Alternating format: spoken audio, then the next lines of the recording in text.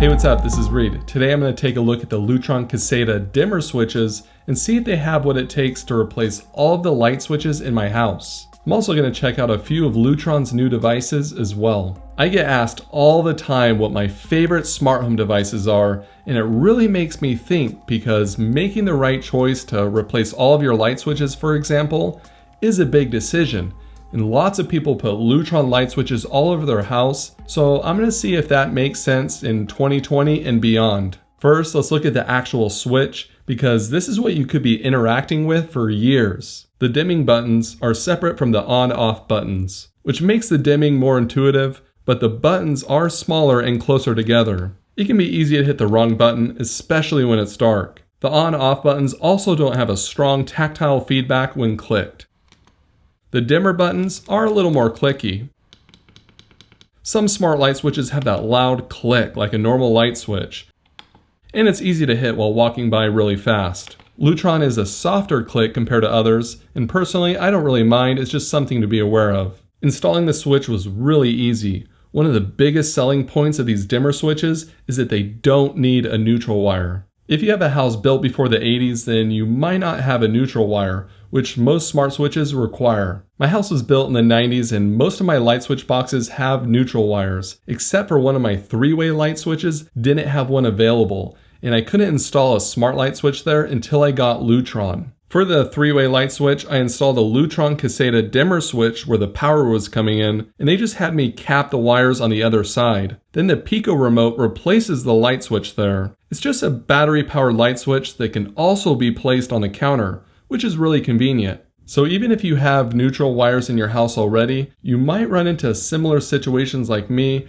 when replacing all of your light switches in your house. So going with Lutron Caseta initially could help you avoid some of those potential headaches. Reliability will be a major factor if you go all in and replace every one of your light switches.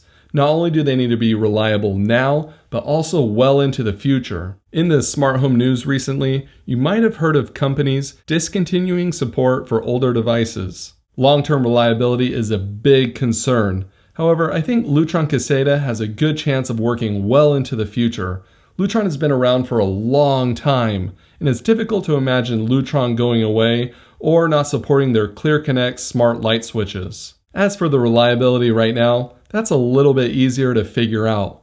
From the initial setup to using them for the last few months, I've had zero issues. And I know the last few months isn't that long, so I went over to my friend Seth's house down the street, and he's been using Lutron Caseta for a while, and he's replaced almost all of his light switches with them, and he's been very happy with them so far. The only issue that he's run into that others have experienced as well is that some LEDs will flicker or not work properly, but Lutron Caseta has a more expensive smart dimmer switch that's made specifically for low voltage bulbs that will fix the problem. As for the overall reliability, I would give it a big thumbs up. This is something that you'll hear over and over again with people talking online about Lutron Caseta as well. You'll also hear how using the Lutron app is very user-friendly. When I was talking to my friend about his Lutron light switches, he really liked the app. For his setup, he has a few schedules like turning on the lights 30 minutes before sunset. He also uses the app to quickly turn off all the lights and uses the Smart Away, which randomizes your lights at night to make it look like you're home.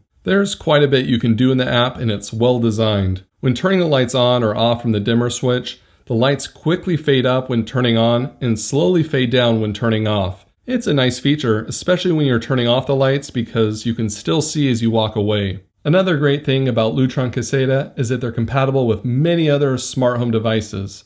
So if you go with Lutron, you shouldn't run into any compatibility roadblocks. Now I'll go over some of the new devices, and at the end, I'll let you know if it's worth buying into the Lutron platform. Starting off with the motion sensor. The first thing you might notice about it is that it's large. It looks like a motion sensor from the 90s. However, the battery is supposed to last 10 years. I have my doubts about the battery life, but to find out if the battery does last that long, make sure you subscribe to the channel for at least the next 10 years to find out. The motion detection sensor wraps all the way around for 180 degrees of coverage. I put it in test mode that will light up the sensor when it detects motion. The range is great, and I was really impressed with how well this motion sensor works. The motion sensor settings for controlling the light are a different story though. First is the timeout period.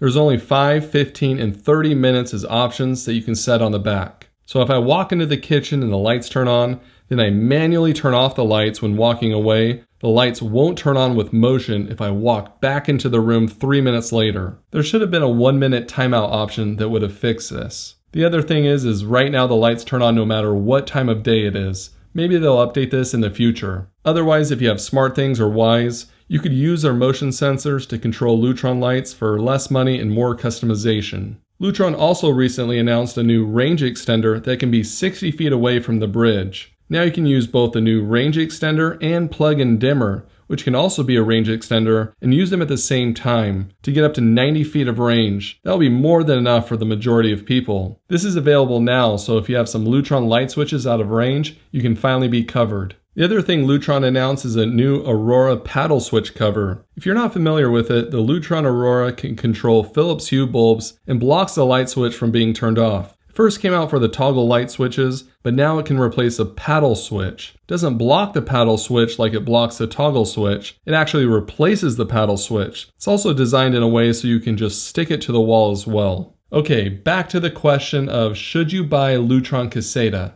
For some people I would say no. For other people I would say yes. If you have a smaller budget for getting started with smart home devices and you're only planning on buying like one smart light switch, an inexpensive Wi-Fi smart light switch might be a better option because you don't need to buy a bridge to get it off the ground. Now if you want what may be the most reliable light switch and you have the money, then I would go with Lutron Caseta. If I were moving houses right now, I would replace all of my light switches with Lutron. There are plenty of other good options out there that use Wi-Fi and Zigbee, but if I had to bet on which light switch is going to work well into the future, I think Lutron Caseta is the best option. Thanks for watching. Don't forget to subscribe if you haven't already, and we'll see you again next time.